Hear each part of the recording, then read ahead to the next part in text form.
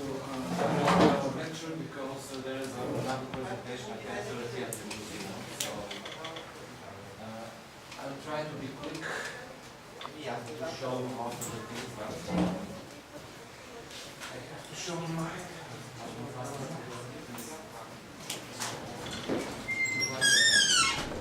So for those who don't know me, I'm Kliment IVANOV.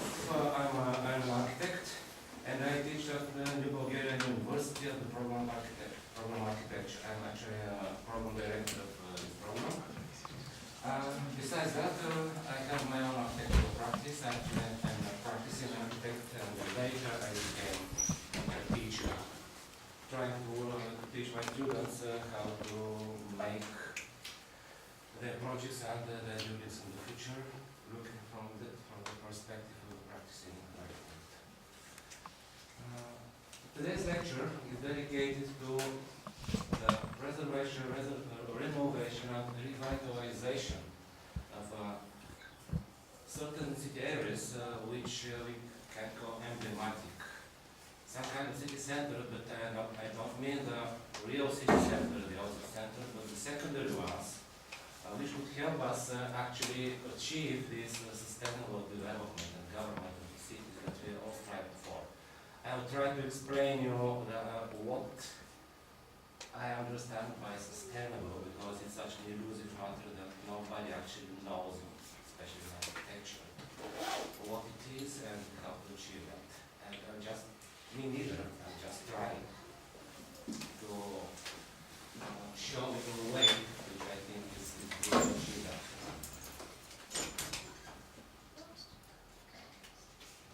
I'll start with a little bit of introduction.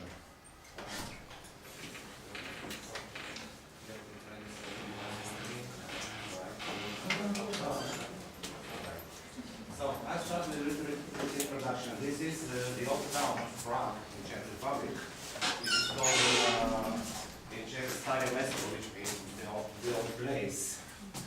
You can see it, it's a very famous square there, and you can see it on the map with the green boundary.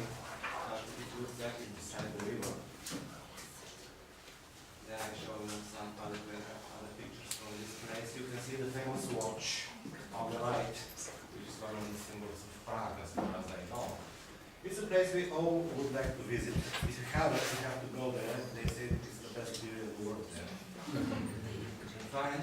And it's really a nice place to go, and everybody wants to have such a place. I'll show another similar place, which is in Bulgaria.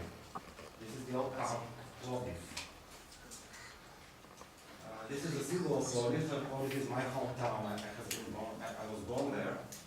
And this place that you see now is with Bulgarian Renaissance architecture, just before the liberation of Bulgaria. And this place here is called Hisar Kapir, which is in Turkish and means a gate. A gate. This is actually the gate into the ancient town of Plovdiv, to the ancient city wall, which has been built around. And this is the symbol of Plovdiv, and this place exactly is the symbol of the old town. There are some other pictures from this place. You see, these are all places that actually define these cities. They define their character. And nobody will visit Plovdiv or Prague if they don't have these city centers, these old city centers. But we cannot accommodate all the people in these places. There are much more people living in the cities than we can accommodate in these nice places. So what should we do? How can we take the proper measures to make the other parts of the city at least a little bit similar to these?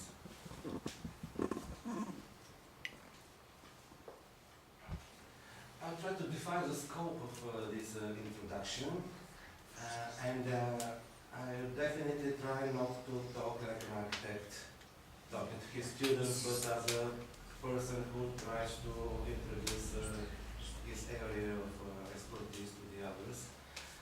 So the scope of this presentation, it is countries or post-industrial countries. Some people say that we're living in a post-industrial age now.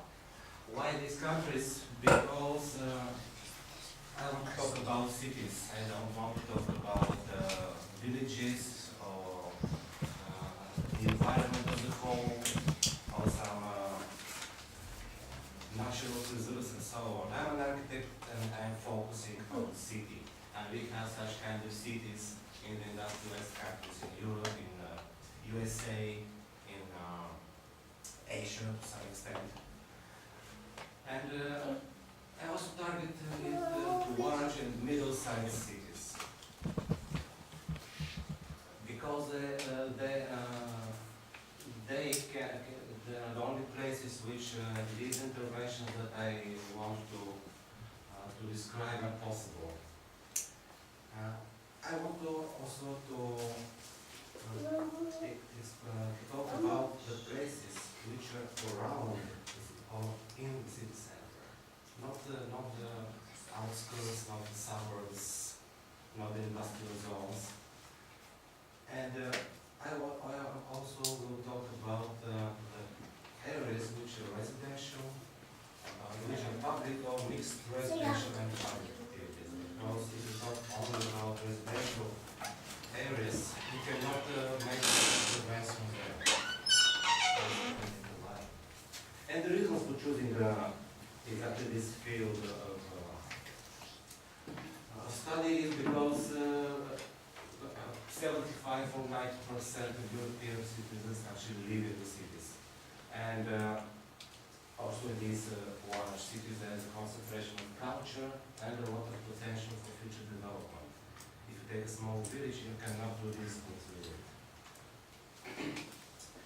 There is a scheme which will represent these areas. This is on the right. You can see the map of the city of Plovdiv, which you saw is on the old part. This is the old town of Plovdiv. This is the central area, the old center, actually the center of Plovdiv. This is outer boundary of the city, and this is the municipality boundary, which we can present as a small circle with a big one, trying to present proportions. I will definitely forget that I should not show you drawings and other architectural stuff. So this is the only drawings that you will see in my presentation.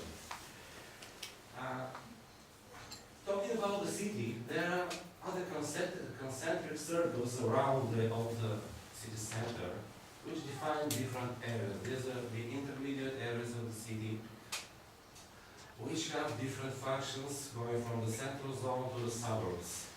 But what is more interesting is that inside these intermediate areas, you can find the secondary city centers, which define these areas. If you're talking about large cities, these secondary city centers are actually the ex-villages which were around the city and which have been engulfed by the city, but their centers defined by the school, the local library, the local cinema or the market. That is secondary centers, and I want to concentrate on them because I think that they are the future engine of achieving sustainable development to the other parts of the city which are not so nice and precious as the old city centers. And just a little bit back, you can see that we have a line that defines the movement from the center to the boundaries, and it is the same way of moving from the past to the present, which I'm trying now to demonstrate with the example. It goes from ancient to the future, and what we're interested in is the past, which in most cases is the Renaissance part of the city, and the recent future, the recent past, which is around the 19th century or the beginning of the 20th, and the contemporary, which in Bulgaria is the time when it was a socialist country, and also the post-socialist period. The most interesting period for me is the recent and contemporary past. I know it's an oxymoron, a recent and contemporary past, but this is used as a means to define, especially this period that we have actually lived in. It's the past from my childhood, in most cases, or my parents' childhood. So it's quite near, quite close to us. And yet it has its potential. This is the same scheme illustrated with different kinds of architectural environments. We architects like to talk about environment, architectural environment, because we think that we can define, or at least try to define architectural environment.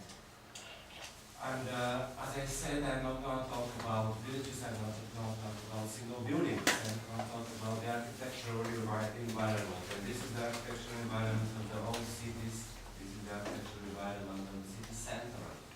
The contemporary city center, which is usually from the 19th century.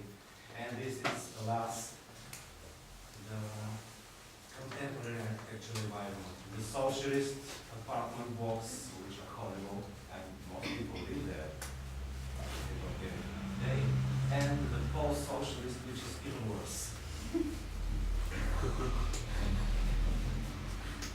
And this is the area that I am interested in. I'm not interested in these. They should be demolished.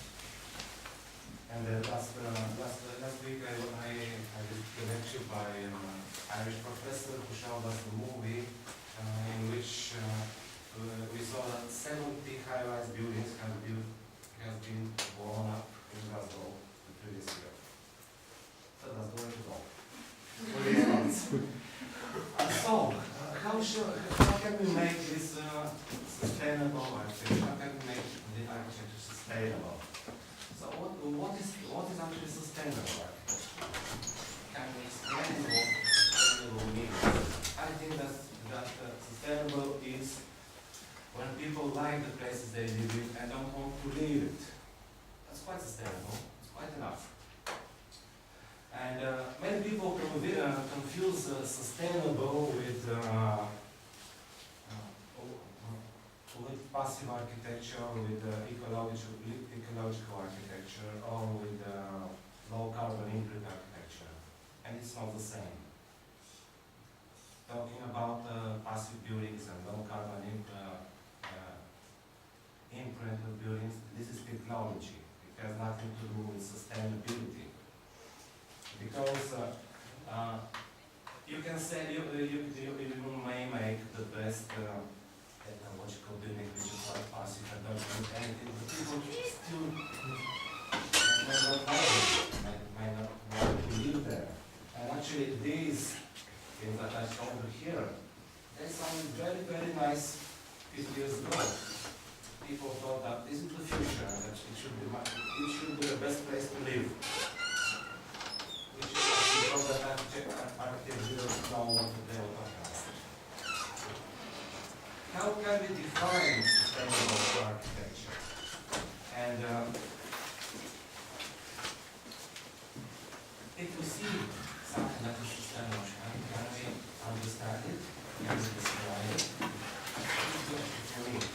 And can we create a sustainable architecture? Yes, we definitely can. There are many places in which are sustainable, which you can point out to say this is an example of real sustainable architecture. And then we come to the key question for me.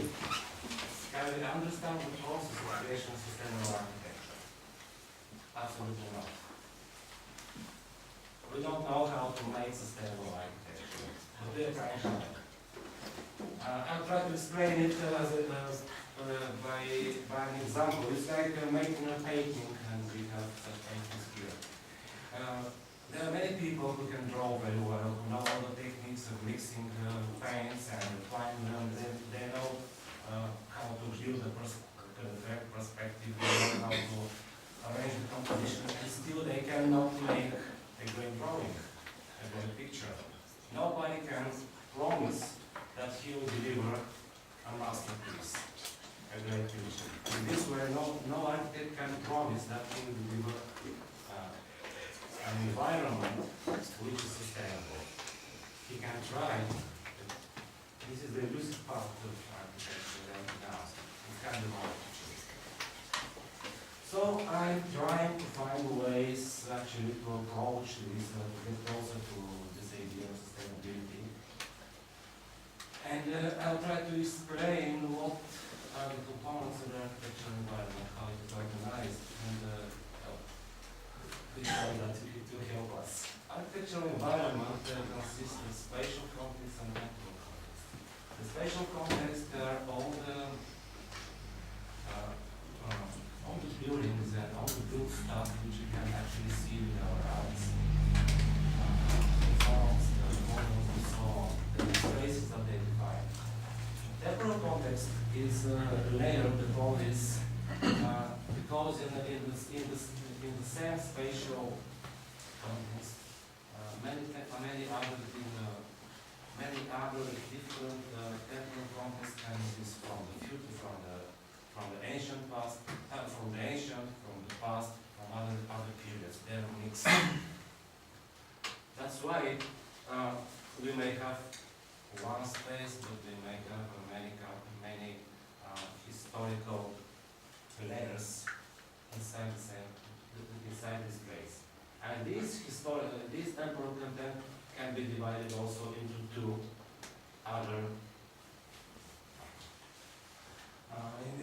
parts, material imprints and spiritual imprints. Actually, we can judge about the history of the place and how many things have happened there by these material imprints. We can see them in Chiprovtsi, the old church that had been demolished, the new churches, the museum which had actually been a school before, the museum and so on.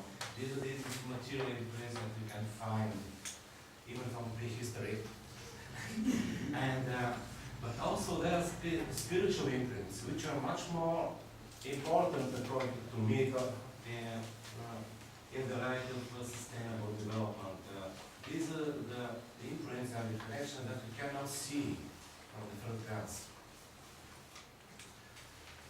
For example, you may find yourself into a square and you may say, well, why this square is here? Why this street starts from here? But if you go there in the winter, let's say, when there are no leaves on the trees, you could see actually that these trees point out to a church on a hill or something like that.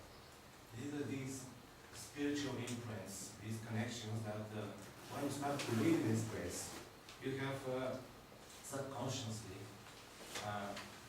started to understand and to feel. And that's what I think makes this architectural environment actually more close to us. And at least we come to the sustainable architectural environment. How can we achieve something like that? And Professor Friedrich, who is ex-editor of Architectural Review magazine, which is one of the leading architectural magazines in Europe, he started a campaign called The Big Rethink. And according to him, there are two key aspects that we should pay attention to. This is the sense of place and the likeness of the architectural environment. The sense of place is very important. It is connected with memory, it is connected with meaning, it is also connected with belonging. The place that you can call my place, normally this is your home, your house, your neighborhood, or your city, is usually connected with memory. Oh, this is the place that when I first fall from my bicycle, I broke my head. This is the corner, and in this park when I first kissed the first girl, and so on and so on. This is memory. It is connected to you. That makes it close to you. And it's meaning. Oh, this is the place which my father helped to be developed. This is the place where the school which my father and his father before that visited, and I visited too. Oh, this is the place in which my father, as a human rights activist, made a barricade or something like that. And belonging. Why do you think you belong to this place? There's something else that connects you to it. And these are the things that you have actually made by yourself. You planted that tree. I know a place in my village where my Christmas tree from my village still grows, and it's a very, very, very, very big pine now. My father planted it there, and we continue to arrange it with decoration on Christmas in the yard. It grows and still grows now. So according to Peter Buchanan, this is the place where we can dwell rather than merely reside. It's very important for sustainability. Then we come to aliveness. This is even more elusive. This is the quality that is conveyed by the form and the fabric of the buildings and the space. This is the pattern that is defined by the form of the building and the buildings and the spaces in which they form, and the facades of these buildings, and the number of windows and the paint on the walls and so on and so on. It is not actually aliveness meant as inhabiting. It is aliveness by the forms and by the built environment and the immaterial things, which could also be alive. If I turn back the slides to the apartment city blocks, they are not alive, they are dead. You can see that. I should take it back. I'm talking about these things. I have never heard anybody talking about the land is there or something else. They're actually dead, and this is quite the opposite. So I think back here.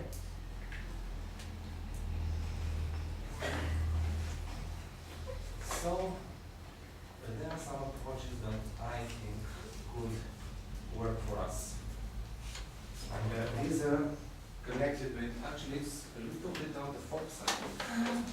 It's not just the angle on which I see it. I know it was So did you see anything before that? No, I was thinking that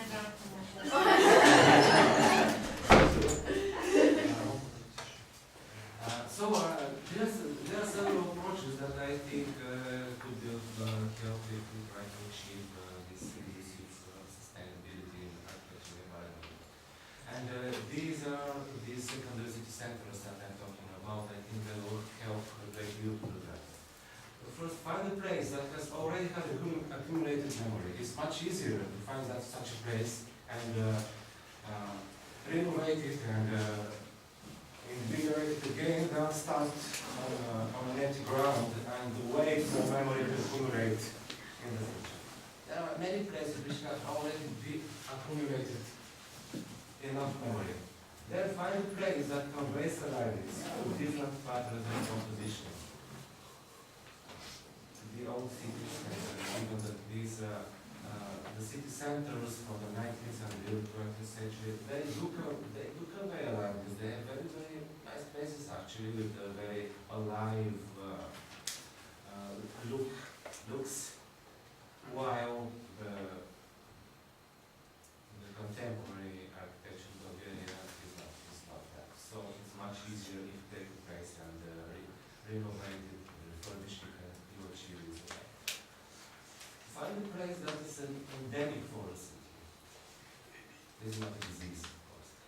It's endemic that it is really connected with this place. If you take Chiprovtsi, these are the mines there. They're endemic to this place. There are many places who can point out and say, yeah, Chiprovtsi, yeah, they have mines there, they have goldmines there, and so on and so on. A place that is very characteristic exactly for this town. There's no meaning to try to work with a place that you can find in every other single city. It's much easier to find such a place. And find a place that has already been alive. go with another type of activity. You can change the activity. It has once been a reference, much easier to revitalize it again. And these city centers actually possess these secondary city centers, which have been centers of the ex-villages, or some industrial areas or some cultural areas that actually possess all these qualities, and they are waiting for us. And there's also an example from my city of Plovdiv. This is actually the street that is called the best street in Plovdiv. It connects the center of the center to the center of the city.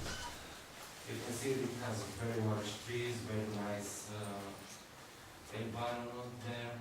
And I want to talk about some buildings which are around this area. These are the tobacco warehouses, which are very characteristic of the city of Plovdiv. There are actually two main characteristics of this city. The old town and these tobacco warehouses, which are actually started to ruin or to be demolished. And around this pretty street, you can have a look at them. These are the small streets. This is a main street. These are the small streets. And these are actually the tobacco warehouses. And you can see they convey a very Italian feeling actually. Yeah. Although they are industrial objects, industrial architecture. But as time has passed, they have accumulated a certain memory about them, a certain feeling about them. And they have changed, and we do not think of them as industrial anymore. Actually, it's much a very nice place to live in. And I'll show you an example of a similar development which has already been realized. These are the famous London docks. You probably all, everybody has heard of them. And I recently watched a movie where they defined the most important things in London, which are the Parliament, the Big Ben, the Tower Bridge, and then the dock area. And this is the first dock that has been renovated. This is the new Concordia Wharf. Wharf is some kind of pier, some that protrudes into the sea, where you can unload and unload the ships. And these were actually warehouses. And this is the first developed loft in London, which has 50 loft apartments, 10 penthouses.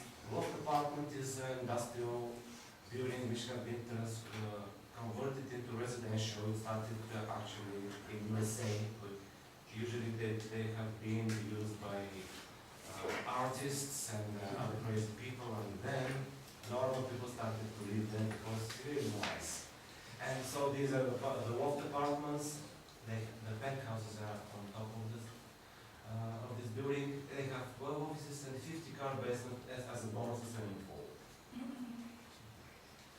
There are other pictures of this development. You can see the past, and the same building renovated. Actually, they copied these windows from this wall, you see there, and made it suitable for residential use. They opened these brand windows also, and you can see the result is very nice. And it has won a lot of prizes.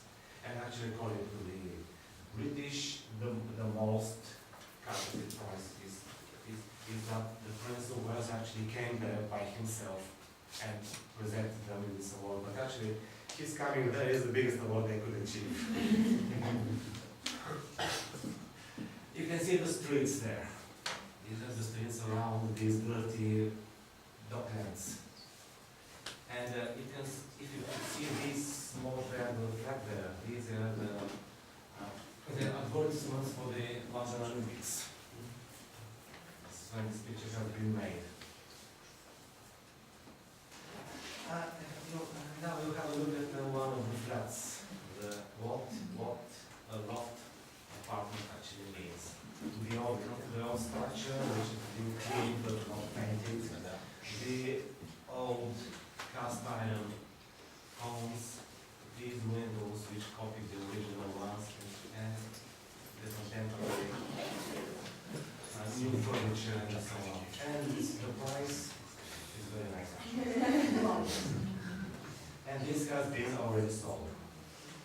Even at that price. And this is the stair to the second floor, to the rooftop actually with the roof terrace. And this is the chimney of this warehouse. I don't know what kind of chimney, but it is.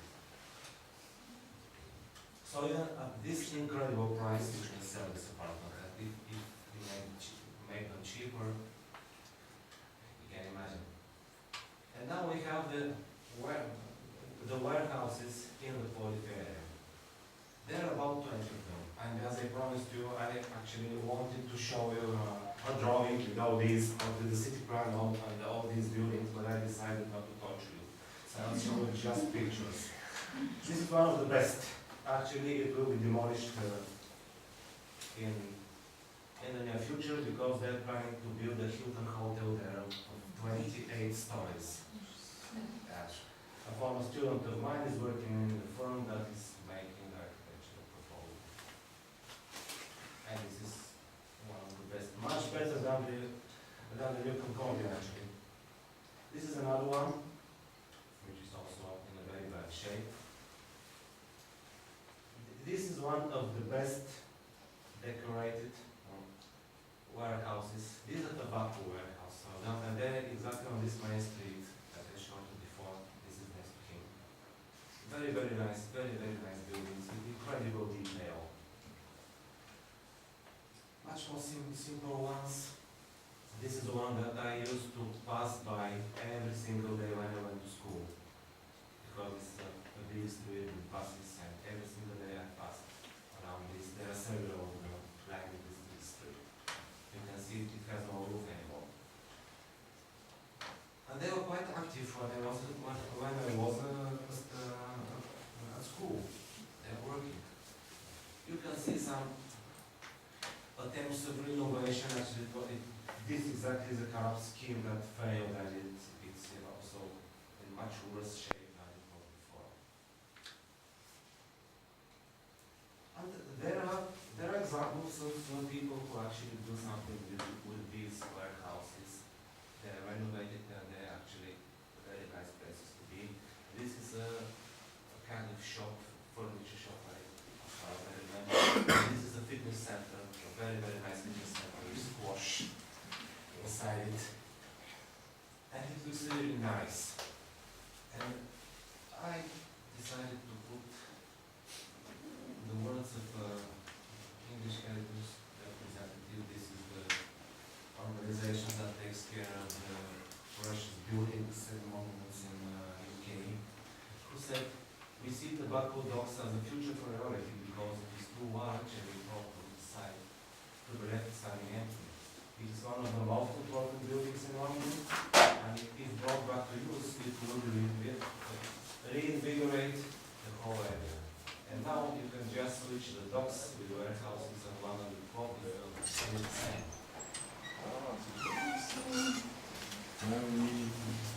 And I'm going to the end of my presentation. There is actually visits of one of my students. The one project for these warehouses, which are transformed into a hotel in Tiana. It's his name, following a novel by a famous Bulgarian writer who wrote about the tobacco industry, and it is also a center for contemporary art mixed with the hotel, so people who perform there can actually stay nearby or rehearse late in the evening, and this is the place where they make their performances. This is the stage. Because you cannot do it inside these buildings, there are not so big spaces without holes. So she put it on top. Actually, it's never so small anymore. It's a very warm town, but she chose to show it in winter. I don't know why. This is the very nice this very nice tobacco warehouse that I showed you before. And you can see some other pictures. So there is really hope, and this project won the prize of the Chamber of Architects in Bulgaria at the annual exhibition. And Stanislava, who is now an architect, also was mentioned in the prestigious video 20 architects before this in Bulgaria. Thanks to a great extent to this project. So thank you for your attention.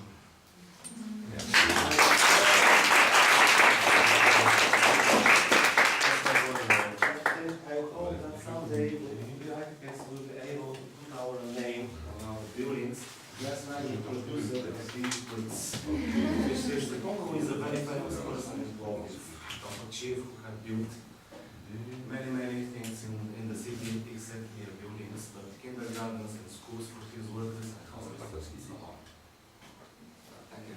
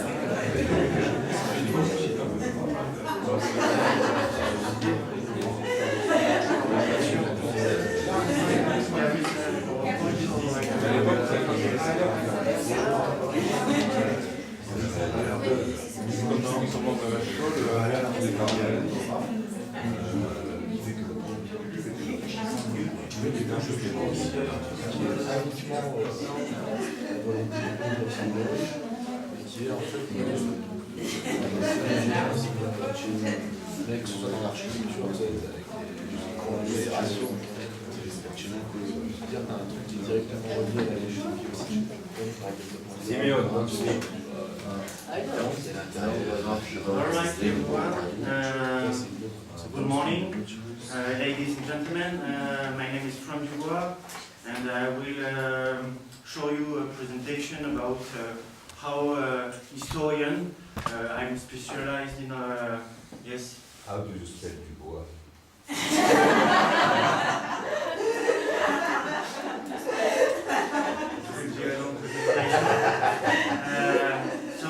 I'm working on European scale of the environmental politics, and I will try to offer you today a new point of view, trying to combine space and time to have a new perspective for thinking. Because usually we have to think, stakeholders, they think they have to develop their territories, and they think they are original or they do the best for the people. And I will show you that sometime with another point of view is not maybe sustainable. In France, we use the term urban space as an area which are dominant with urban. It's a question of housing in a space 200 meters, and if not, it's a rural area. And why we are using cities or housing, most of the time we live in a countryside or in a city, but we have to move every day to go to work and to go back to house.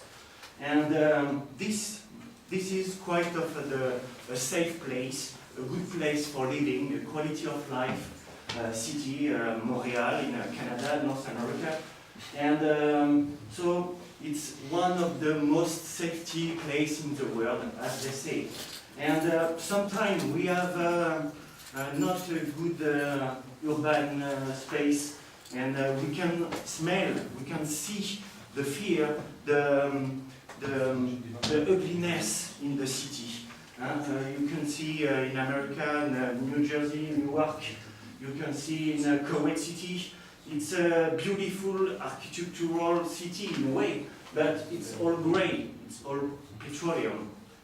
So do you like to live there? And sometimes you can have depletion of the city. And even if it's heritage, how you do to live with this? Are you destroying everything around the city? And sometimes you have protestation of the people. Sometimes, if you have another point of view, which is Istanbul, one of the beautiful cities in the world, if you are in the suburbs, you don't see the city in the same that in the center. Dubai, it's one of the most high-tech connected cities in the world, but if you look at this, in this point of view, would you live there in the middle of the crossing roads?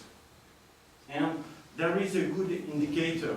It's when you have shops and medicine, they leave the center of the city. And even in France, it happens all the time. You see cities, everybody moves to the suburbs or to the highway or to the train station or to the mall. And so you have a good city center, historical one, but it's going to depletion. And there is one of the key of this puzzle to understand. It's what I call egoism. You maybe know egoism. It's when it's the selfness, but imagine when you have a common selfness for your own house to protect yourself. What we lead to the NIMBY, not in my backyard. Maybe you know about this. It's when you want to protect your house, your children, your husband and wife, and you say, okay, I want to protect myself and my neighbor, whatever it happens. Or if we have to experiment a new process, maybe more sustainable, more ecological, let's do it my neighbor. I want to see first what's happened in his place. And one of the major problems of the pollution is that there is no border for this kind of things.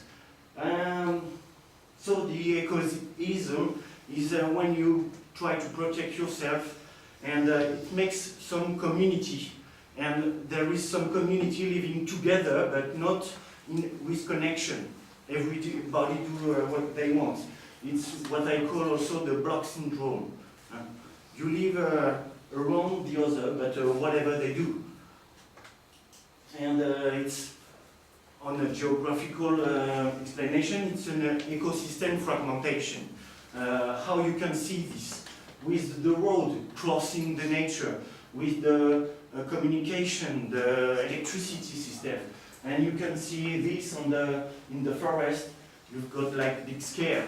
It's a fragmentation because neither people, neither animals, they are crossing the space, you know. So sometimes it's invisible and sometimes you can see it. If you have a city in this side, you can live together with a city in the other side, but there is no connection between the cities. It's really hard in the common day to cross it. And you can also see what we call the habitat fragmentation. You can see this as a Roman or American way of building city centers, really easy to follow and cross the city. But there is fragmentation. There is people living in just the side and they never come to the other side because it's fragmented. You can see it with a way back in South America around Colombia and Mexico. You can see the river and the Amazonia makes fragmentation, and people, they never cross one way to the other, so they have to live autonomously. But you can have another way back, and this is an astronaut, Canadian astronaut, Chris Archive. He shot Berlin, the city of Berlin, from the International Space Station. And what you see here is you have the nice Berlin, but it's a fragmented Berlin in a light way of life. On the west part of the city, they used the new lights. It's the fluor lights. It's really white, it's really cold, and the eastern part, more poor, they didn't change all the lights, and it's more yellow. And so you have two ways of the city in the same way, but you can see only in space. Yeah? But you will see if one day you go to Los Angeles, they now changing the lights, and maybe all the movies we saw last year and the whole part. Now the new movies, they will change our way of seeing movies. So there is parallel development of people, of cities, and there is always a common foundation, common values, common heritage, but everyone is still growing apart from the other. And when I was in South America, I saw a really old city, Cusco, and I say, oh, it's really strange. It's like old French maps of cities, and it's like the sun, you know, and they all rise, they never cross each other. And I looked the new city map, and also all the neighborhood, they are developing on themselves, not together. And it's what I call a quipu type of map. Why? What is a quipu? The quipu, it's a necklace, and each time someone has a new event, he goes to school, he lost his first tea, he's got a boyfriend, he has a diploma, he makes some new event, and as you see, it's like sun, it grows, but it never crosses. It's independent. And you can see it, it's, you make points and you add points, but it's still autonomous. And when I put this sham on other cities, well, it works. As you can see in Budapest, all the district, they really cross just in a hollow way. And in Sofia, it's the same. You see the fragmentation, you see the autonomous neighborhoods and parts of the city. And in France, I was thinking, oh, what if we are living in such an individual way of life, how we can build something together? Because a city has to be a way of life, a point to live together. And so we are thinking of the resiliency. It's the way of how we need maybe an electroshock to realize that we are maybe killing ourselves. So it's from the fragmented place of the world, fragmented maybe mind, how we can make more common things together. It's not so easy, but maybe we need to have another point of view to change the system and to work back together. And but if I'm alone, what can I do? I can't build the city for myself, so who is hiding, we don't see it. But maybe we can have something if we have new targets. It's just one part of the equation for the solution. But everyone has to contribute, but not in an autonomous way, because it will still grow apart. And in France, there is a lot of laws since 1985. There is maybe too much law. It's what we call the layer cake. We put laws together, but it protects the landscape, it protects the city, it protects the village, and there is a good aim, a good target, is to protect France's places from the climate change. And I will try to show you how it works on a local way. At the national point of view, the Ministry of Environment charged the environmental agency, the ADEME, to make sensibility to people that the French people, we are proud. We don't like to receive advice from the other. I know what I'm doing, okay? And we are from several thousand years ago, so I know what I'm doing. Don't teach me what I have to do. So they make some promotion campaign, but doesn't work anyway. And what we can realize, it's even if they are an electroshock, we are adapting ourselves. If I have only one leg, I will try to do my best to continue living with one leg. And this is an explanation. In Bangladesh, they live in the water, so let's live in the water. But is it sustainable for the skin of this guy? I'm not sure. And now what I will try to give you, it's how the stakeholder, they imagine the future, what we call prospective. So it's 30 years forward, and what we want, and we take everything, the best in the world, but is it concrete? Can we do it tomorrow? Not sure. This is a 1951 way of imagining the future, the perfect city. In France, we had such a lot of examples, which is great, by the way, but here, how in 1925 they imagine 2000, with inflating flights, buildings for everybody. You've got schools in the building, you've got trees on the roof. Maybe it sounds like what we are living now. How they could imagine Manhattan in the past, and how today we are imagining the future. Maybe you saw the Fifth Element, Alien, Blade Runner, and how we can imagine the future with our representation from today. So sometimes you have got plane flights, flying saucers, you still have pollution in the air, and sometimes it's really kind of utopic cities, really green, with green spots. And what you see is we have green spots in our city. We have no green city, we have green spots inside the cities. And this is the kind of Thomas More way of utopia city, with the perfect city, the perfect circles, and some Soviet cities are built in this way, and even French cities. This is a kind of American dream, the city of celebration, the Walt Disney city. You have water, you have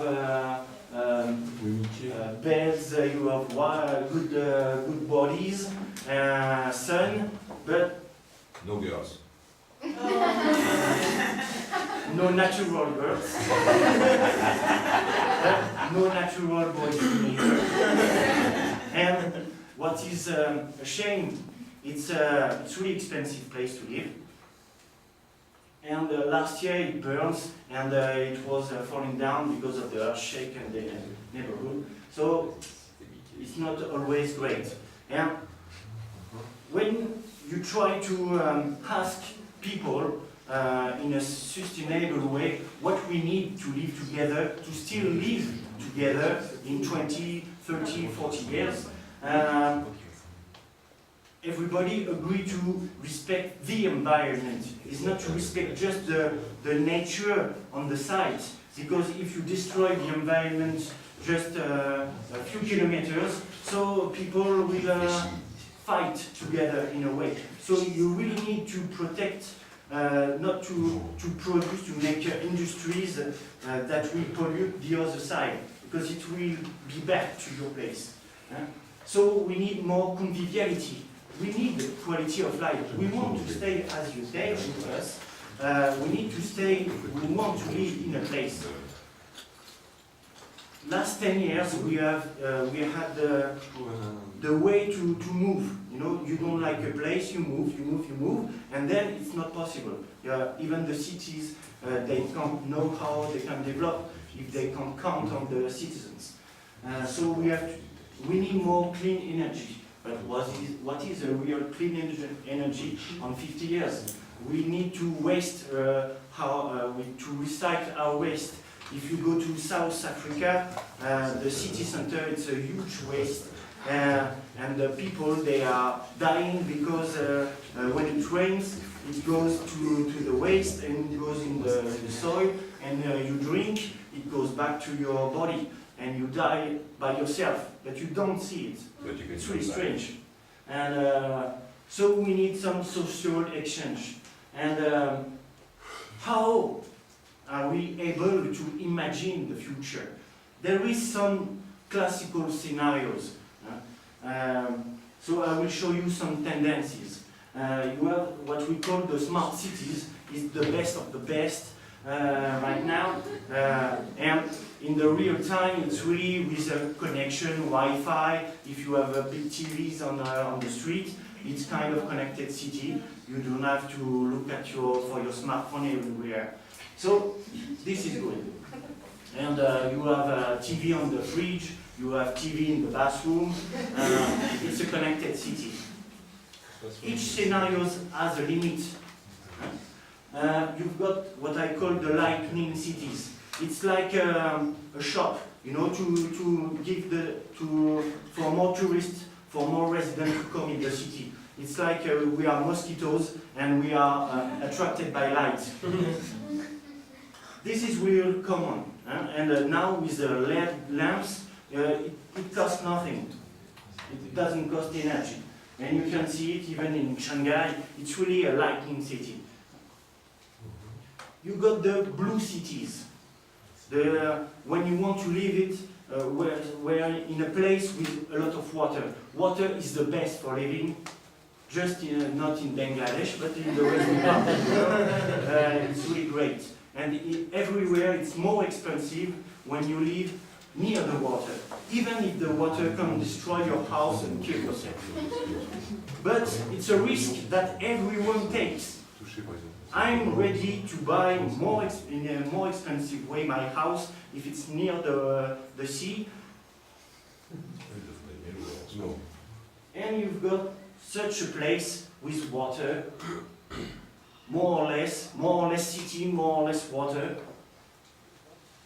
And you have even what I call the water worlds. You really live in the middle of the water, and it's good because you have no neighborhoods, you have no migrants coming to your place, so you are really safe and quiet and peaceful. It's great. And in France, we have a lot of islands in the austral parts, and it's a beautiful way of life. We have Corsica, we have Wallis and Futuna, we have La Réunion, and it's so beautiful. It's a dream on world.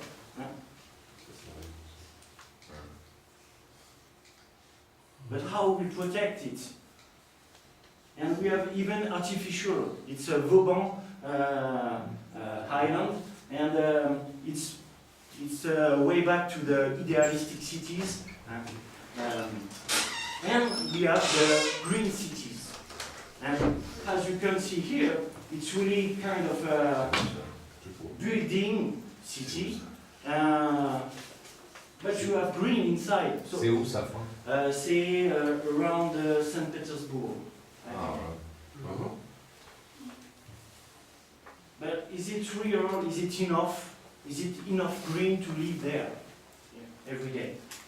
And you've got like all the new development plans you put a new way of mobility, you put greens on the roads, and it's good. If the road is green, so you can live there. This is a development plan in Japan, and they say, okay, let's do it all green, for real. And let's hope it doesn't rain. It's a project for Nagasaki. Beside the dreams, what are concrete, what are real, what are obligations for the municipalities and the cities? There is, since the Second World War in Europe, the cities have all the money for the development plans, because they really knew that everybody wanted to go to cities and to go next to water. But they say, okay, you can develop yourself, but you will have more responsibilities for public health, for mobility, borders, security for all the people. You don't want to live in a city with criminal minds in it. So I will show you an example in Burgundy, in Dijon. It's not the perfect start, but it's a way of concrete example. And in the region of Burgundy, all citizens, most of, they were aware of the end of the petroleum. What we are doing, do we need to fight against our neighbors to survive? And everybody, even the politics, the stakeholders, the industries, they say, okay, let's try to combine every tool we got to make the resilience smoothie, really slow. Not to have a kind of a brutal way of facing the war of the new earth. And there is really more and more cities in Burgundy which are in a transition way. It's according to Robert Keane in Totnes, and he was thinking of permaculture and to be autonomous and trying to live alone without the craziness of the world. You have to take care of all this philosophy, but there is some cities that they say, okay, let's try, let's do it, officially. So the mayors, the city planners, they say, okay, you want this, let's try. And there were around France, around Burgundy, a lot of debates, public debates, to say what we have to prepare for ourselves, how we can change our energy system. Even at the university, we developed some tools.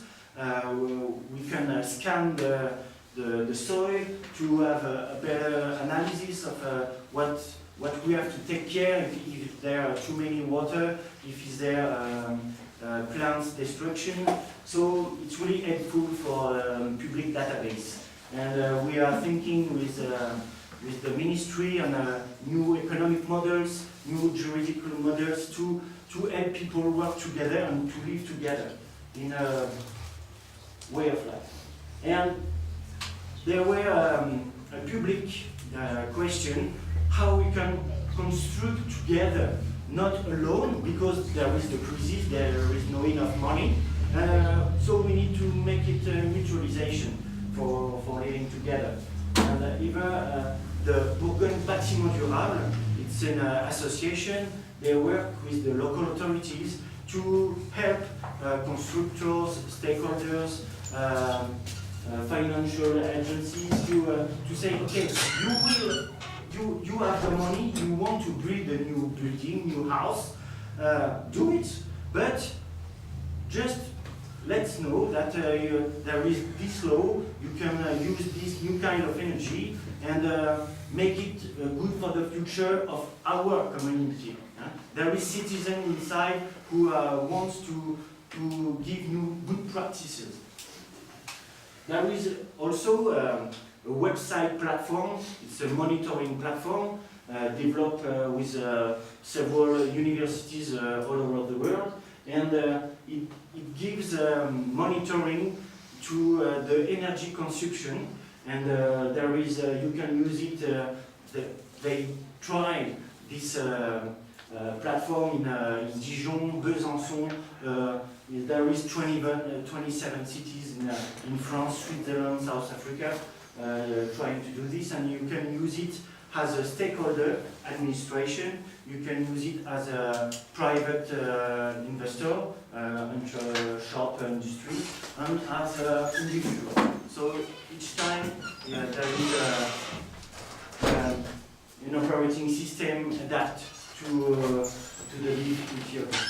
And in Burgundy, they said, oh, we are really famous for wine, for gastronomy, for a lot of things. It's really old city, really rich, because the Dukes of Burgundy, they were apart from the French kingdom. But that's not enough for more tourism, for more better living. And in Burgundy, it's the second producer of wood in France. So let's use it in a sustainable way. First, they try to make like floating house, making something nice, aesthetic. The region next to Burgundy in Franche-Comté, they are making toys, wood toys. So we can do the same. Each region has to be original, and it's better to live together than to compete. So what we can do with this wood, with the development thinking of the cities, and in Dijon, they try to say, okay, it was nice, you can buy your French baguette, your bread, you can go by car to the baker and stop and put your car in front, buy your car, and you go back home. But it doesn't work anymore because there is too many people, too many cars. So what we can do with the streets, with the areas, and they decided to plan new way of life, new way of mobility and living in the. This is a new suburb in Dijon, and they will make some malls and they build a new type of building. It's a positive energy building. They got solar plan on the roof. You've got like a thermic panel that follow the sun. You've got wood heat downstairs, and it's making it's really a new kind of buildings. And now they try to adapt it for public housing in Strasbourg, for example. And so they say we've got a lot of woods, we've got a lot of waste. Let's try to use it for public concern. There is poor neighborhood or popular neighborhood in the city of Dijon, and so they make some collective heat systems, and so you can use the wood. We have plenty, and so you can burn it for the collective buildings. And but they say, well, we have to take care of the climate change, to recycle, to be soft, to be smoothing. So the city decided to make a new tramway system. It's the third one. So you imagine in 1993 they built the first one, and they decided, oh, it's no useless. And then they put in 1951 a second one, and they say, oh, now we have the car, so let's remove it, and now let's do it again. This is not sustainable, but they change the way. They buy all the system with another city, Brest, in Bretagne, so it was less expensive. They buy it in common, and they decided to link the tramway system with the heating of the university, with the hospital, so it costs less. The electricity is here for the tramway, so you can use it in the public buildings. So they say, okay, now it gives a new opportunity for the city. Let's do it more greener city. It's maybe greenwashing at the beginning, it's maybe just a greening of the city, but at the end it works a bit. And with the new tramway, the people, they say, oh, the citizens, they are not used to this new kind of public transportation. They were used to be alone in the car and to whatever the others are doing. But it was making really hardcore accidents, and they try to make like ADEM public spots, but it doesn't work, you know. And in France, one of the first public concern is how dogs they are pooing in the streets. You know, it's a common concern. And so they try to, because it's a nice, beautiful city, they pay a lot to clean the poo every day, and it costs a lot. They try to make sensitive people, doesn't work every day. And they try to do it the same for the tramway, but it was the same. But it was really a huge matter, because there is killing people. You can see in last year, there were 73 accidents with the tramway, so, which is cost a lot. And there is a lot of injury people, by the way. And it was really an hardcore matter with dying people, because they didn't care. It's not in their brain sensitivity. So they look at what's happening in the rest of the world, and maybe you recognize this. It's the Dumbest Way to Die, and it was the Melbourne Public Services. They developed a new kind of promotion for the metros, metro railway, and they adapt it to Dijon, that people they can take care of themselves. You know, because they have hearings, so they can't hear the tramway coming, and so it gives a new perspective for the city. And because there were new possibilities for the city, even the old neighborhoods, they make what we call eco-quartier, so you destroy everything and you build a new type of neighborhood, which is passive, it's ecological, and they did it a lot, in a lot of ways. You have complete neighborhoods, Herdley, Vincis, you've got like just building, and if you look at there, you can, oh, it's a nice neighborhood, but it's just this building, and right on the side, it's not ecological at all. This was a really a kind of anarchist neighborhood in the city, and they make it newer, greener, and they offer it to people. And they even combine with the historical place of the city. They really change all the way of the mobility of the place around. And they even transfer to help people to learn how to see in another way the city. And for the most of the year, there were like public and participative workshops to ask people, what do you want in your neighborhood for your future? And in 1 minute, I will show you how we change in a neighborhood, a popular neighborhood, with also urban agriculture here. We try to make it on the roof of the buildings. So you will see it next year for the Universal Exhibition. This is in Milano. So you can green a building just with trees, but and you can see like a future farms, but like it's like a spaceship.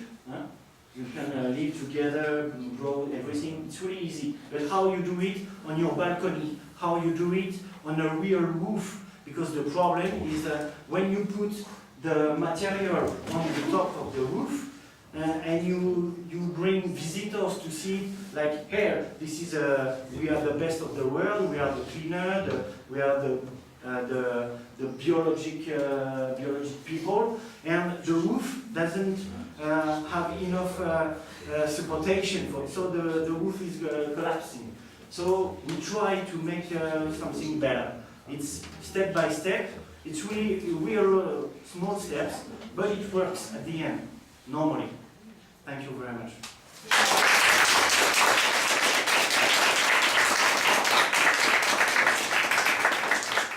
Est-ce que tu peux redire roof en anglais?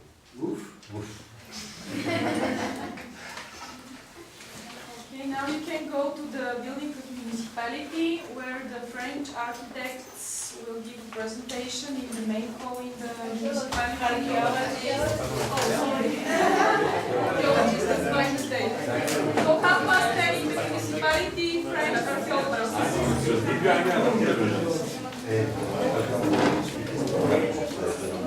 I think it was.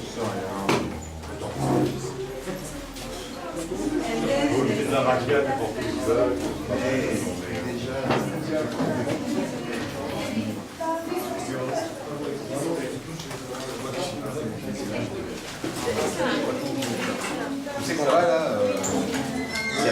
Dès que tu montes les images, et en bas là, on est passé hier, non c'est ça? t'as le tour d'échelle là.